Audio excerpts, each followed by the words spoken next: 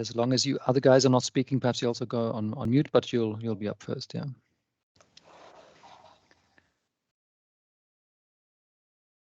Oh yes, yep. I'll mute myself until we're up. Got it.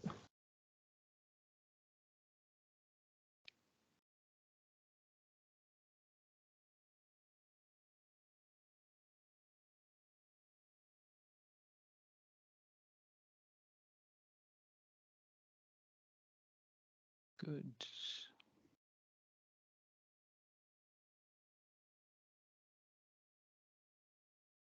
Okay, welcome everyone to our next installment of the PINFA webinar on what are safe and sustainable flame retardants. But I hand over to my colleague Francesca for the opening words. Thank you, Adrian. Good afternoon, everyone, and we welcome you to our third and last day of the webinar, What are Safe and Sustainable Flame Retardants, organized by PINFA, the Phosphorus, Inorganic and Nitrogen Flame Retardant Association, a sector group within CEFIC. But before we start, I want to remind you that this webinar has been organized over 3 different days, on June 27, on June 28, and on June 30, from 4 to 5 p.m. You will find all the recordings and presentations on our website. As you can see from the agenda, each day we have hosted different speakers. Today we have the pleasure of hosting Heine, Stacy from ChemForward, Carles Ibáñez, ICL, and Thomas Futterer from Budenheim.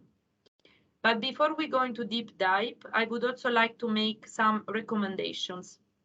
So first of all, please keep your microphones and camera off. Should you wish to ask questions, consider that there will be a specific time at the end of each presentation devoted to questions and answers. You can post your questions in the chat and I will relay them to the speakers.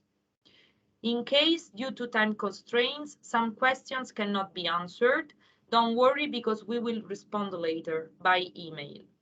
Please note that the event will be recorded and available later.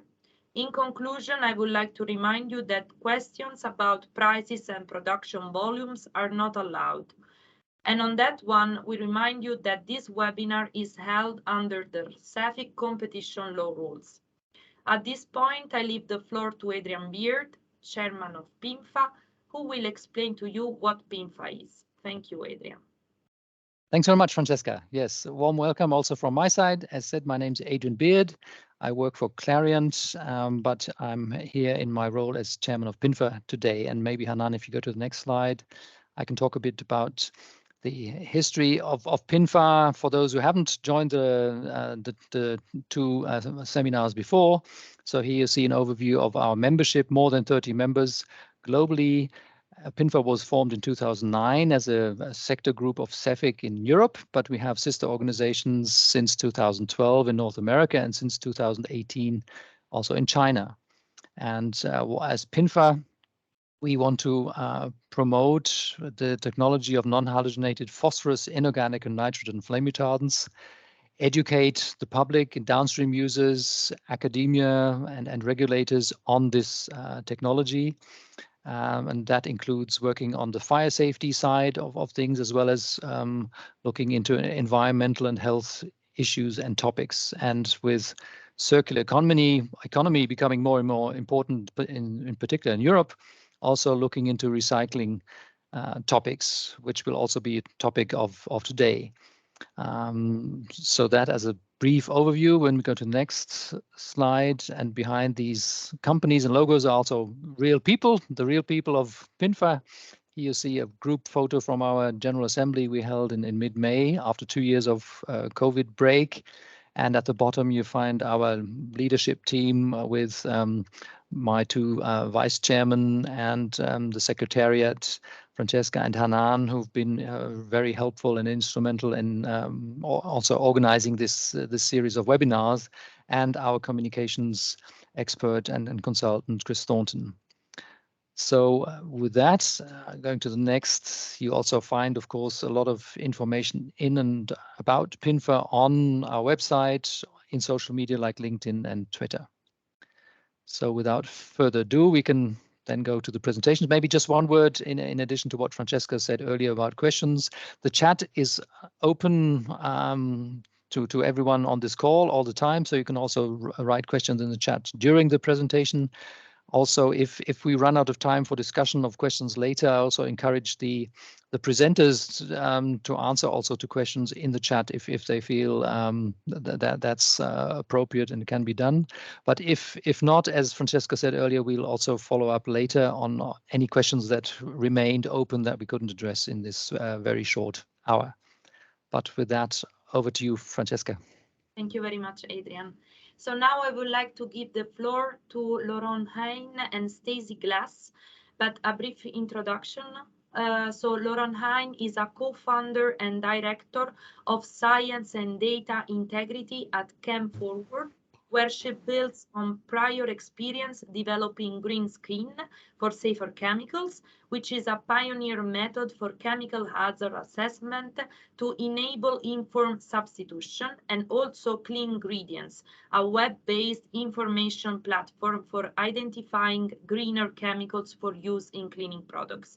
And Stacy Glass is co-founder and executive director of ChemForward, where she is responsible for executing on the strategic plan for growth, impact, and scale. Through her work, she pursues her vision to end toxic chemical exposure and advance human and environmental equity. So thank you very much for joining us today, and I give the floor to you.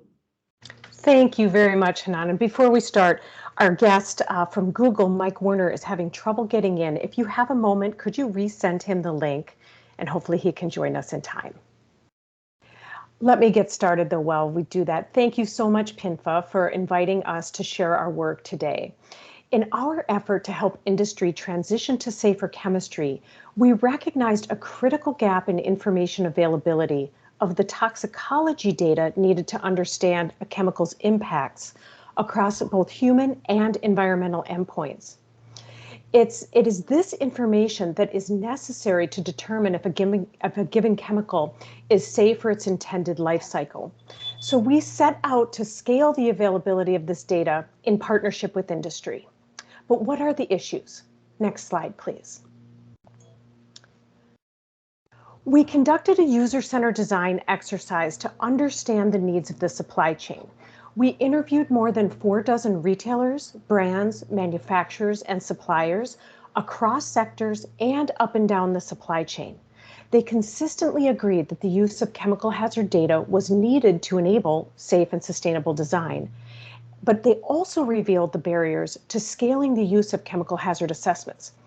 The challenges I've listed here, and I'll go through some of these. First, comprehensive chemical hazard assessments were expensive and duplicative and protected on private systems, even stored as PDF documents, not digital records. Chemical hazard assessment schemes were not harmonized, and therefore results were not portable for various needs. Maybe you're using the globally harmonized system, or cradle to cradle, or green screen, or the US EPA's Safer Choice program. All of those systems are based on GHS, but companies were sort of forced to pick a system to use. Chemical profiles were not peer-reviewed or subject to challenges, and it's just these kinds of activities that promote continuous improvement of the data. The data was static once it was created. Chemical suppliers were not engaged as partners in the process, and as you know, they often have credible private data that can contribute to the completeness of a chemical profile. And finally, users knew what not to use. They knew what chemicals not to use, but they lacked trusted information on what to use instead. Next slide, please. So those interviews provided key tenets of who we are and how we do what we do. ChemForward is a science-based, nonprofit value chain collaboration. Our goal is to be the trusted source for cost-effective, verified information on chemical hazards with a focus on safer alternatives to enable safe and sustainable design. Our co-design partners include the global brands that you see here. You'll notice that several of these companies have been engaged in rigorous assessment of the chemicals in their supply chain for a decade or more. They didn't join us to solve a problem for them, but rather recognizing that their safer chemistry goals could not be fully realized unless their entire supply chain had access to the same kind of data. Data quality drives everything that we do, and so now I'll turn it over to Lauren Heine, our co-founder and director of science and data integrity, to talk about building trust in the ChemForward data. Lauren? Thank you, Stacy. Next slide. Great. As Stacy mentioned, ChemForward is committed to having one quality chemical hazard assessment, we call them CHAs, per chemical. Therefore, they must be of very high quality. These chemical hazard assessment methods are not unique to us. We present hazard classifications using two frameworks. One is the globally harmonized system, and the other is cradle to cradle. We engage professional toxicology firms as assessors. Cambridge Environmental Associates from the UK, Tox Services, NSF, Gradient, they do the work. And even though they produce very high quality work, we also add another level of peer review by engaging independent third-party toxicologists to verify the chemical hazard assessment. This helps to ensure that they're consistent, comprehensive, and credible. And we also host a challenge process whereby anybody can dispute a hazard classification. And we consider this a process for continual improvement. We also have a policy for incorporating private data into the CHAs as long as both assessors and independent verifiers are able to review the data. Next slide, please. So I'll give you a not too large view of the app, but as you come into the app, the system is broken into what we call verticals by industry. As you enter the app, there's electronics, there's beauty and personal care, plastic additives, packaging. The reason for that is because although the chemical hazard assessments are the same in every single vertical, the accoutrements around them are different. For example, the search tags and the regulatory and non-regulatory lists.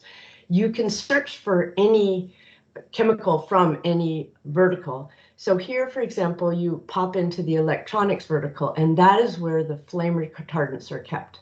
So you would, for example, search for flame retardants, or you could search for non-halogenated flame retardants, and the system will pull up all of the flame retardants and present them in descending order by hazard band. And I'll explain in a minute what that means.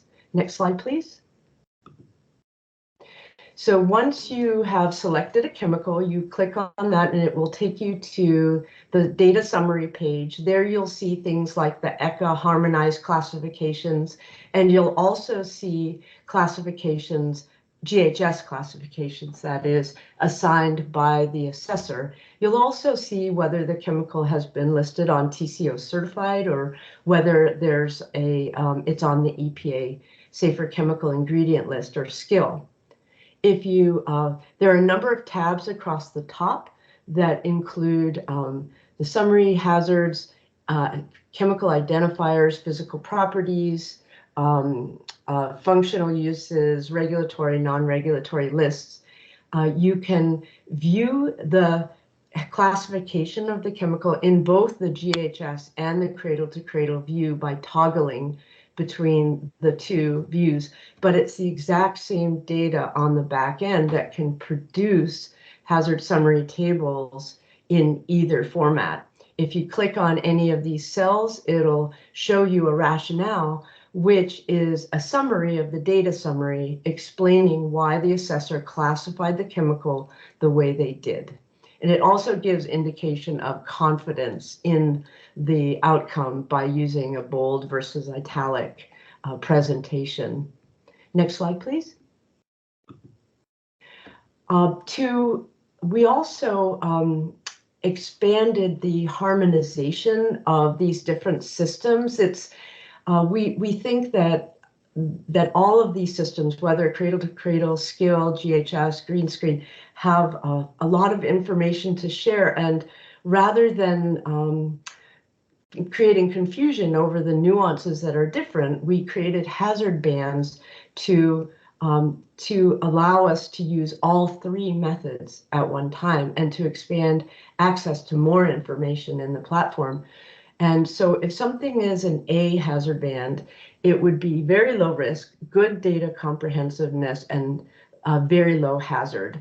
B would be low to moderate hazard and very low risk, maybe a minimal data gaps.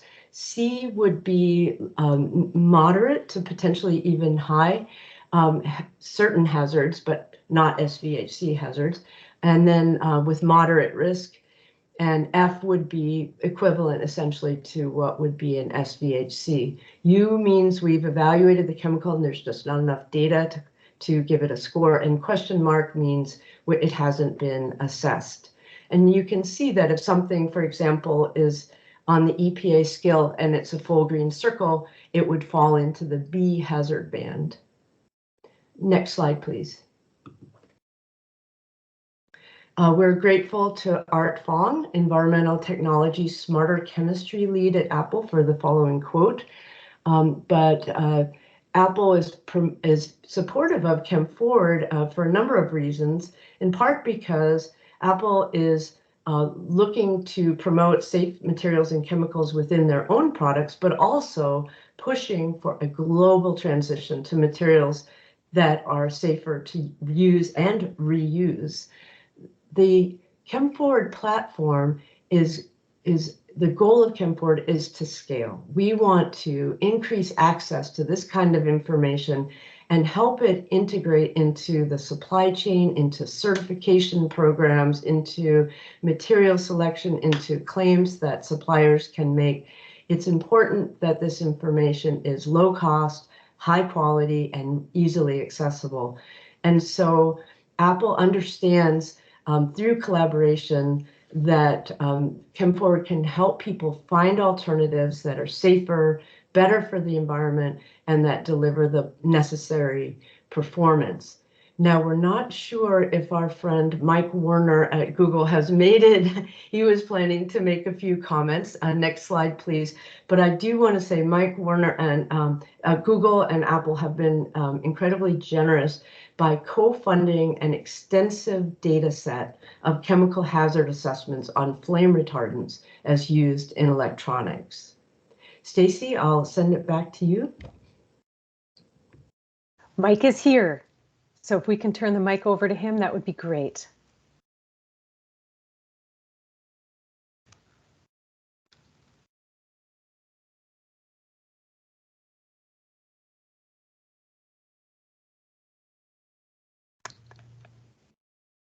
Are we able to get Mike off of mute?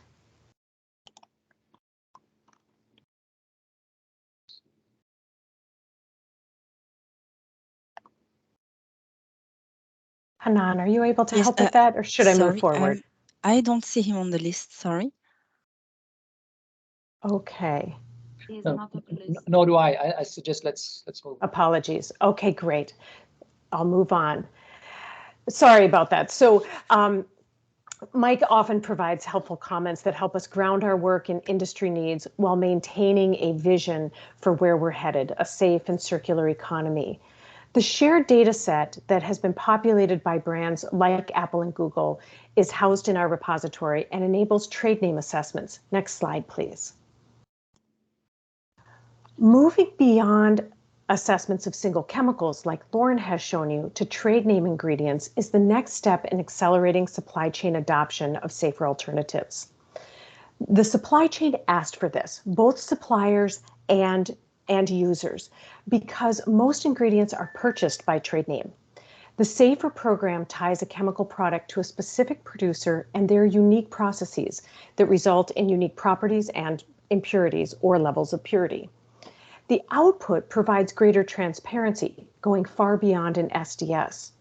It creates, if you will, a sort of blockchain of chemical hazard data that makes it easier for everyone to use assessment information throughout the value chain.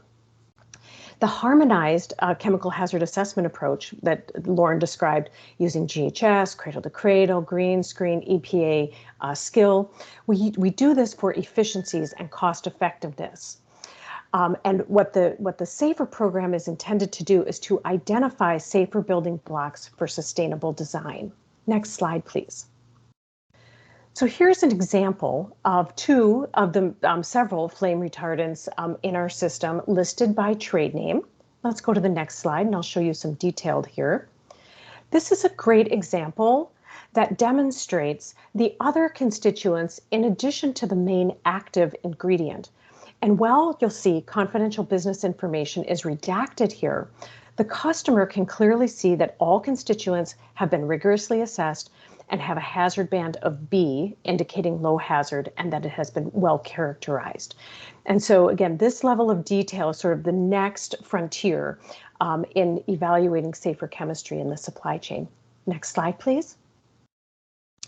And this final slide, just in our system, then shows you who to contact so that you can get in touch with the supplier of that information. Next slide, please. So our value proposition to suppliers of raw materials is assess your raw material once and then amplify your human and environmental safety data to all of your constituents. It's important to note that the detailed records that we showed you here are housed in the ChemForward chemical optimization platform that's available to our subscribers, but high-level records are freely available on our website for all. The SAFER designation is a portable marketing claim that we anticipate that the claim will be most useful on other B2B marketplaces like Cavallo, ChemSec Marketplace, UL Prospector, those places where people are going to shop for their chemistry. While users can search by, so that in those B2B marketplaces, users can search by the SAFER designation and have greater confidence in materials that carry that designation. So given the extensive portfolio of safer flame retardants in our chemical hazard repository, it's fast and cost effective to assess safer flame retardants, which in turn makes it easier for manufacturers and brands to ask their suppliers to share their trade name specific assessments with you, or you can check our website for a complete listing. So again, I want to thank PINFA for the opportunity to share our work, and we hope we can contribute to scaling the availability of verified safer flame retardants. And Mike is here. He was able to get in, so I don't know if you want to turn to him. Yes, indeed. Yes, I upgraded you. So Mike, please go ahead. Oh, thank you. I was listening and excited for everything that Stacy and Lauren have had to share, and it has been quite an amazing journey in our partnership with ChemForward. So I'll share that Google's been committed to supporting tools and companies that really break down the barriers to safer chemistry innovation, like ChemForward. And by safer chemistry, we specifically mean the use of inherently lower hazard chemicals in product and process design. And so several years ago, we envisioned a platform that really does support product health and performance, that improves the cost, access, quality of chemical hazard data for everyone. And that platform is ChemForward. And we believe that this platform that they've created addresses some really key barriers, and they've named a few. Some of the basic barriers that we had encountered is that access, and ChemForward enables us and anyone who uses the platform to contribute to an ecosystem that can benefit the many in a really truly scalable way. It also allows easy comparison of chemicals and chemical hazard, and drives for harmonization across different assessment schemes. And Adrian, you've got a great question in the chat that hopefully we can talk about later. ChemForward also lowers the cost by distributing the fees for developing and maintaining these hazard assessments across through many transactions that benefits many companies. Not everybody can afford developing comprehensive chemical hazard assessments with a separate toxicologist for all of the chemicals in their materials. And so this really attempts to lower that cost. Ultimately, we need upstream companies like Google need upstream companies who have control over chemical selection decisions to truly be fully engaged and to be more responsible in choosing safer, inherently lower hazard chemicals and products and materials rather than waiting for their downstream customers to ask about it, or for waiting for a government to regulate it. So the key difference for us is that we aren't waiting for a government to put a chemical on some list to say it's restricted. We're proactively looking out across a range of human and environmental health criteria to assess key hazard dimensions. So with ChemForward, we can really develop these chemical profiles and start to build a repository that can be shared with the world. And one of the reasons we focused on flame retardants is because it's an issue for the electronics industry, and they're needed for safety. And for companies like Google, we've restricted the most contentious brominated chlorinated flame retardants and the types of FRs that are treated as a class, because when you halogenate something, it tends to be more persistent, bioaccumulative, and toxic. And so as an industry, as folks have moved toward phosphorus-containing flame retardants, we knew that we had an opportunity to seed the repository with helpful information, not just for us, but for our industry and anyone that may be using flame retardants. So thank you for the opportunity to speak today and share some comments. I'm really excited about ChemForward and this flame retardant portfolio and what it means and the opportunity to advance safer chemistry. Thanks. Thanks very much, Mike. I think in view of time, we're running a bit behind, but maybe to just pick out one, and then we have to move on. But I also encourage the speakers to comment on what we see in the chat. Perhaps this question from Laurent: how do you assess potential cocktail effects of substances? And related to that, from Wenda, is it possible to use these tools on polymer mixtures? Yeah, I don't know if Lauren or Stacy, who wants to take that. Sure, I'll take that one. Again, we're focused on primarily on raw materials, so less on formulated chemicals, although we have developed some frameworks for considering chemicals both at the mixture level and at the individual ingredient level. But again, we're starting with greener raw materials, ingredients, and using them as building blocks for safer products. So while the cocktail effects are less of an issue for us because of focused on the more pure substances and raw material ingredients. Okay. Perhaps with that, over to you, Francesca, for introducing our next speaker. Yes, thank you, Vivian. So at this point, we would like to welcome Carles Ibáñez. Carles joined ICL in 2016 for becoming the Technical Marketing Manager for Flame Retardants applied in building and construction. So thank you very much, Carles, for joining us today, and I give the floor to you. Thank you. I forgot to unmute. Thank you very much for your introduction and the possibility to talk today here. Talk about a sort of a paradox to my views, a paradox between two terms you see on the screen, so durability and persistence. So so can we move to the next slide, please? So before we enter into subject, we all know that when we put a product into the market and this product is exposed, it starts from the first minute a deterioration of a degradation of this product because it's exposed to sunlight, water, and bacteria. I will not extend on the effect, in the particular effect of each and one of these factors that are contributing to the degradation. We all have experiences with that, maybe professional, maybe private, but we all know that when we leave something outside, it gets spoiled. And if we move to the following slide, please. So we all like that our products, whether what we produce or whether what we buy as consumers, we want them to last, right? And here comes the paradox somehow. So when we talk about chemicals, we always refer to persistence. And persistence is related to the lack of breakdown of these chemicals, whatever they are, flame retardants or many others. And they are found then, consequently, they are found in the environment, right? And this is not desirable. Nobody wants that. But then persistence is perceived as something negative. It's also something sort of semantic. So persistency, it's somehow linked to bad terms like POPs and so on. But on the other hand, we we like that the products we purchase, they last, and the longer they last, the better. And durability is well perceived because it brings something durable. It brings quality. It's associated to good quality of that stuff, and also sustainability up to a certain extent, because the more durable is a product, the less resources will consume in order to produce a second product that has to replace the first one, right?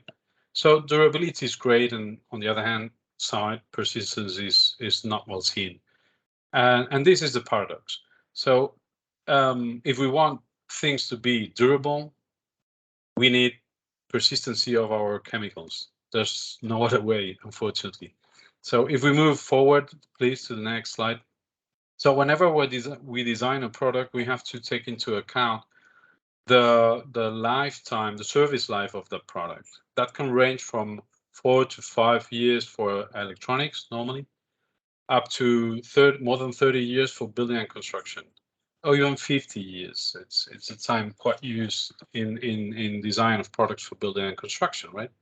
So whenever we think of a flame retardant, we have for building and construction, we have to think about, well, this has to work for 50 years, right? Otherwise, if that product loses performance, in our case, it loses fire behavior performance, we run into a problem because that product is no longer working as it should. Moreover, now we are in the era of recycling, right? And there's different ways to recycle, and I don't want to step in the next presentation, which will cover these recycling things. But there's one particular way to recycle, which is mechanical recycling, which brings back the flame retardant into the new product, right? So persistency of a flame retardant not only allows a good performance during the service life of a first product, but also when recycling mechanically, brings some contribution to the flame retardancy of the second life of the second product produced with the recycled material. So here we are. And there are other techniques for recycling that the flame retardant actually is removed, but I will not enter on that. And then we have ways to avoid that the flame retardant ends up in the environment. Nobody of us wants this to happen, actually. And there are different ways to limit that or to reduce that. So first of all, when designing a product, we have to consider the most suitable solutions for flame retarding and consider the new molecules, new generation FRs that do not migrate out of the polymer matrix. So if it does not release out from the plastic product, then we will not find this FR in the nature. Nobody wants that. So first of all, do the right choice, and there are options in order to do the right choices in regards to no migration, right? Secondly, there's a second thing to do is, and it does concerns us as flame retardant producers, but also concerns our customers who are compounding, and the customers of our customers, the ones who are doing the final item or the final good, right? And this is the correct handling of the material, of the raw materials, and also the spare or the cutoffs or the off-spec material that has to be somehow handled. We have to be really careful and handle it in the proper way. This is less of an issue here in Europe, actually. Industry works with really high standards, but true is that in some regions, maybe there's some margin of improvement in order to be more clean. And the third point is to improve the end-of-life schemes. We are in the area of recycling. All has to become circular. By becoming circular, we will avoid this and FRs to end up where they do not have to end up. There's a lot of work to do in this regard. Mechanical recycling, for instance, has been really spread in certain industries. For instance, I'm the specialist in building and construction, and there's a great example over there that's XPS. XPS is a foam for insulating, and they are recycling an enormous amount of polystyrene, actually. Some of this polystyrene is coming from packaging, so there's no flame retardant inside.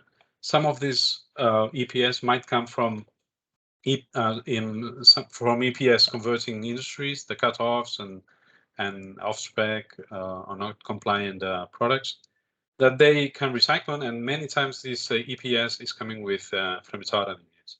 So when recycling mechanically, the XPS manufacturer saves virgin. They save money because he avoids or he reduces the amount of virgin polystyrene he has to buy, but also he reduces the amount of FR he has to introduce in the new product, in the recycled product, because there's already part of this flame retardant in the recycled GPPS. So I want to keep it simple, and so if we move to the next slide, then we will already go into the conclusion. So if we want durable goods, we need chemicals to be persistent. There's no other way. So here we have to end up with a paradox. Moreover, persistent chemicals can contribute to a second life after mechanical recycling. That's something to keep in mind. And we have ways to avoid that flame retardants end up in the nature, in the environment. Some of them, they are at our disposal in order we have only to use them, like using the right FR. Others we have to continue working in order to improve. So with that, next slide is the last slide, and we can move and we can try to answer questions, if any. I hope the message was clear. Thank you very much. Yes.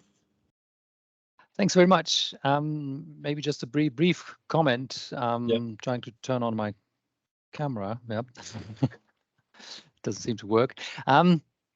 Yes, you may wonder why did we make this a dedicated special topic? And what Carl's presented is, say, the result also of some longer discussions we had within PINFA. And the background is that when you look at the spectrum of flame retardants, almost all of them are, in the, say, regulatory sense, are persistent. Yeah. And that is then often brought as, oh, these chemicals are persistent, we don't want them, yeah. And with this, say, more in-depth explanation, we're trying to explain, well, they have to be chemically stable, and that unfortunately is then resulting in persistence. Yeah, it's not a bug, it's a feature. And so far we haven't come up with any ideas that you could create a molecule, a flame retardant molecule that is, say, chemically stable when you process it into a material, when it's in a product in this useful service lifetime, and then when it's discarded, all of a sudden becomes degradable, like flipping a switch. No, unbeknownst to us, if someone has a great idea how that could be done. But that's a bit the background, and we wanted to also highlight this in this series of webinars, because we think it's an important topic to explain why persistence is on its own not a critical property. In combination with bioaccumulation, toxicity, yes, that's a different story. But what we have heard over the last years is more and more the certain trend to regarding persistence on its own without any other criterion as something bad and negative. And our answer to this is no, it isn't. Of course, you need to properly treat these chemicals and deal with them, like end of life, and as Carl's presented. Really make sure they don't end up uncontrolled in the environment, that properly recycled. But to go for a strategy, oh, now let's make all flame retardant easily degradable, is not really an option. Yeah? Like also the same as now, let's make all polymers or all coatings quickly degradable, then stuff around us will just crumble and fall to pieces. Yeah, it's not it's not what we want. So that just as say explaining a bit the background. And thanks again, Carl, for presenting this little overview. Okay, back over to you, Francesca. Thank you, Adrian. Maybe there is just one question that we can address to you. can we solve the paradox by creating flame retardants which are sensitive to specific radiation or substance which are not supposed to be seen in normal use? I don't understand the substance not supposed to be seen in normal use. That's I don't fully understand that. Yeah, too specific, but then we can have it that we can create a problem, and maybe there's people with more expertise than me for answering this. But if we degrade, if we dismantle somehow a molecule, then we will have the breakdowns.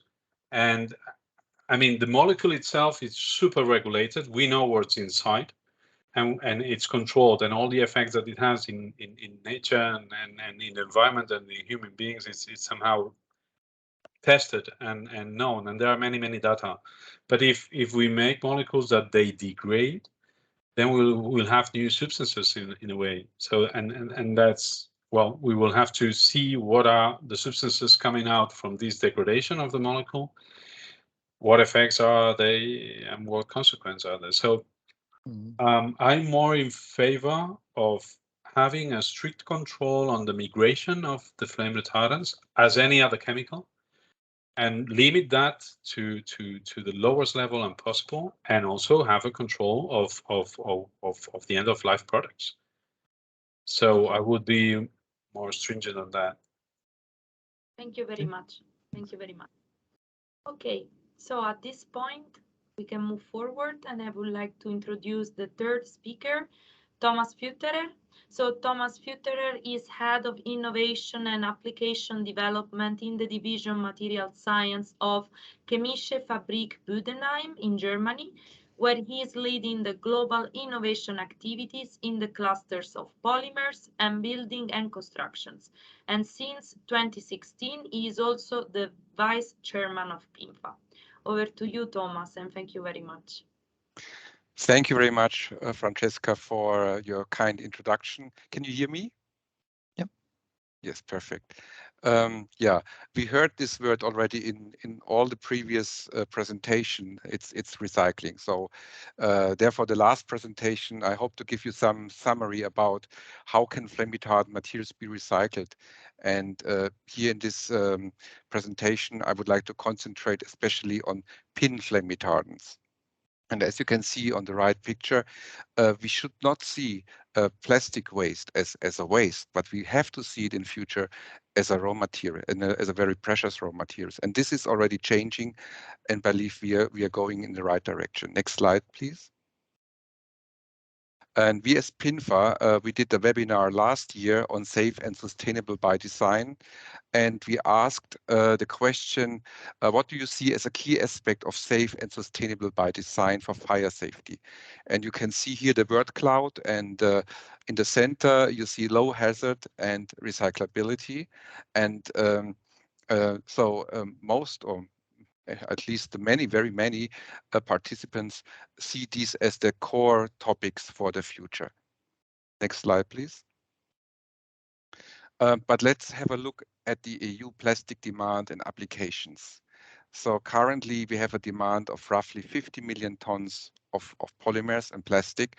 They go into packaging, building and construction, automotive and electronics. And in some of these applications, they also use and need the PIN flame retardants. Next slide, please.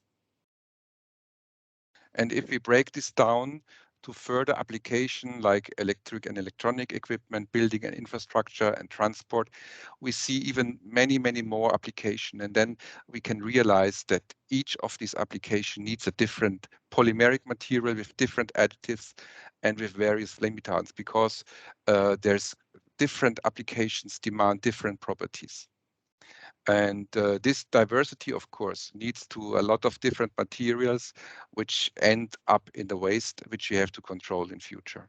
Next slide, please.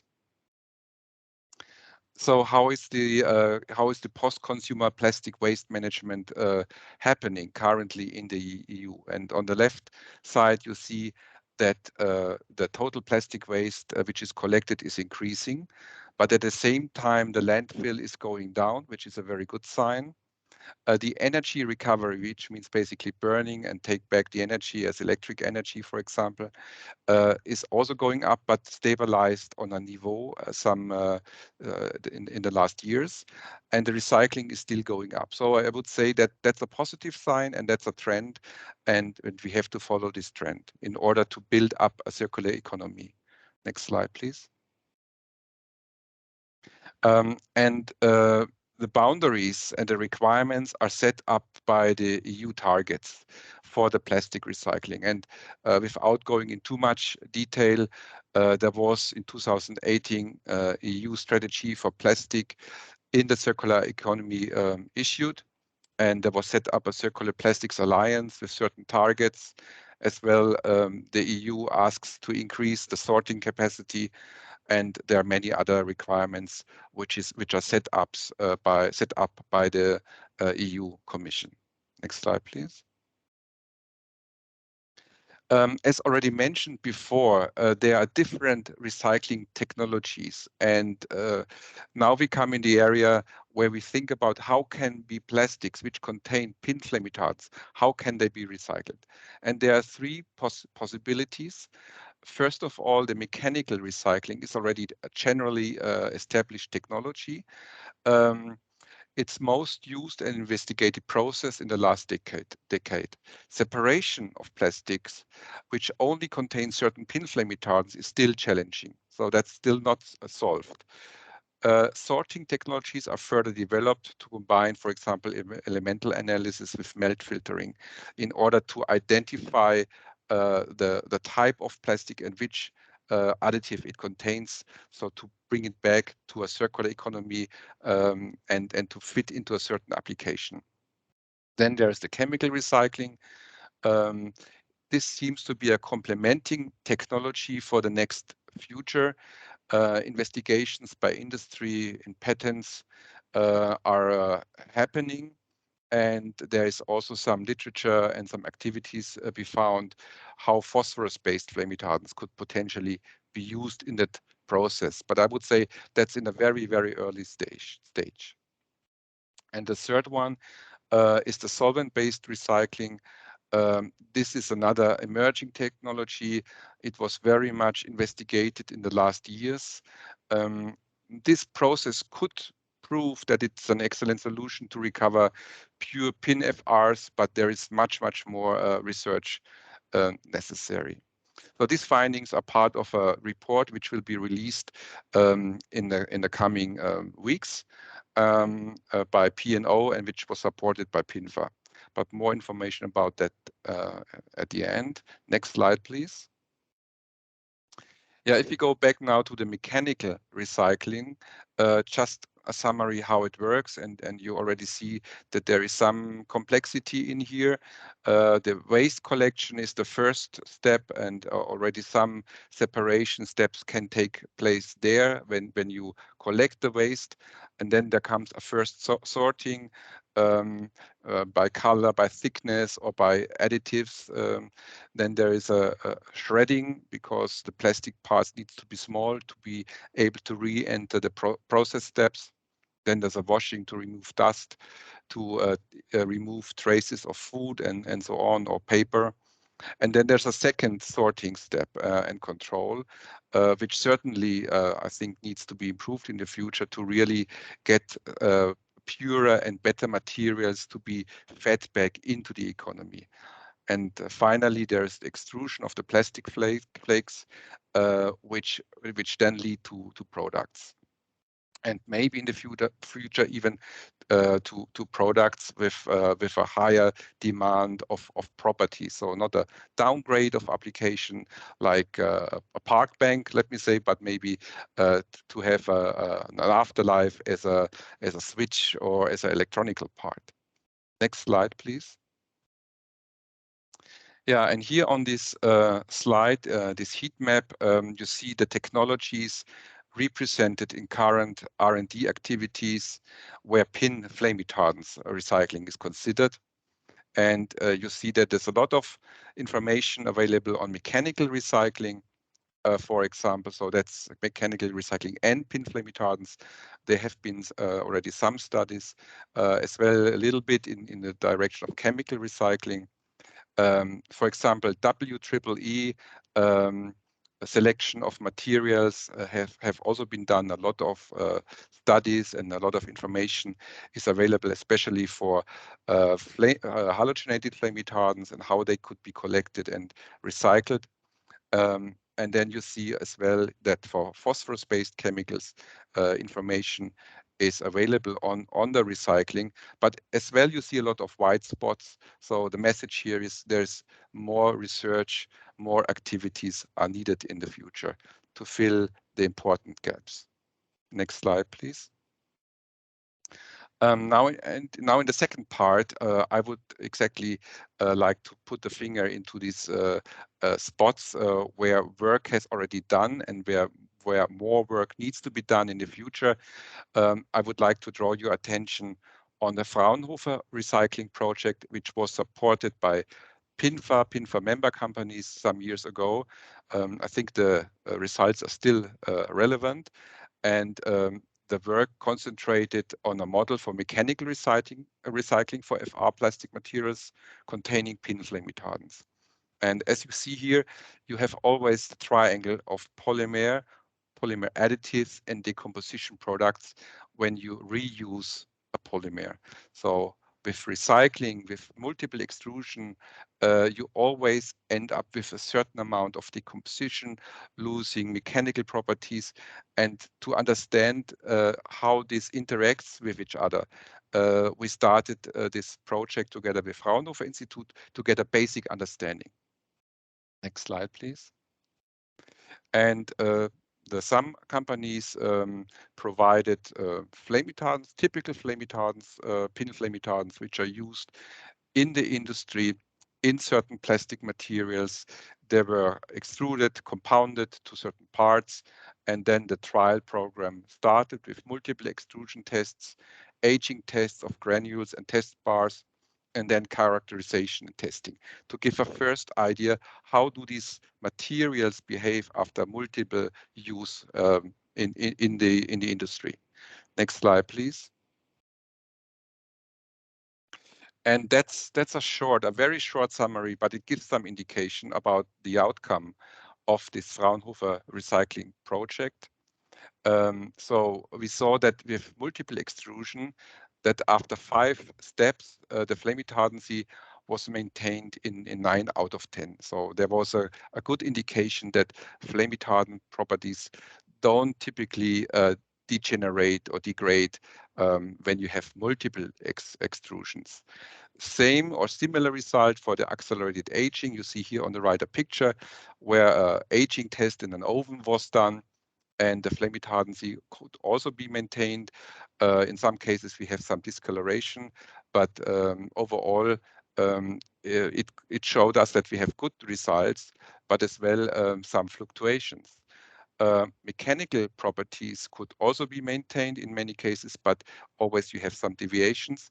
But basically, the project created essential data for the recyclability of PIN flame retardants, and I believe it's a good basis for further research on that topic. Next slide, please. Yeah, I'm already here at the conclusions, which include as well the PINFA roadmap for recycling. We identified that recycling is a really important topic for us. It's a demanding topic. There needs to be more done. And but we could already in a first step show that the recyclability of plastics containing PIN flame retardants works. Now in a couple of weeks or days even, there will be a report published by P&O. The study contains information about state-of-the-art and impact of phosphorus, inorganic and nitrogen flame retardants on the recycling, considering the current and upcoming legislation, policies, technologies, and market developments. So I'm looking forward to this report, and hopefully it will give us more insights and some guidance what to do in the future. We already working on a second recycling study in collaboration with Fraunhofer Institute, and in the second recycling study, which we would like to convey, we will concentrate on post-consumer and post-industrial waste recycling, and we are currently in the planning phase.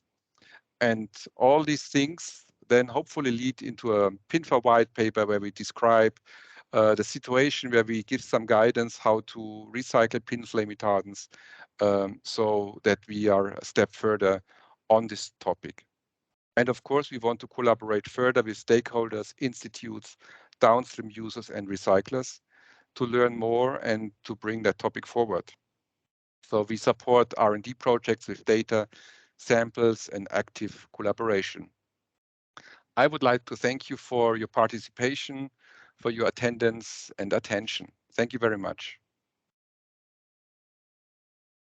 Any questions?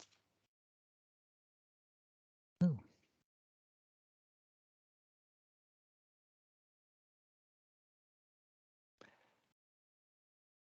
Francesca, do you want to take that? Yes, thank you, thank you. We have a question, Thomas.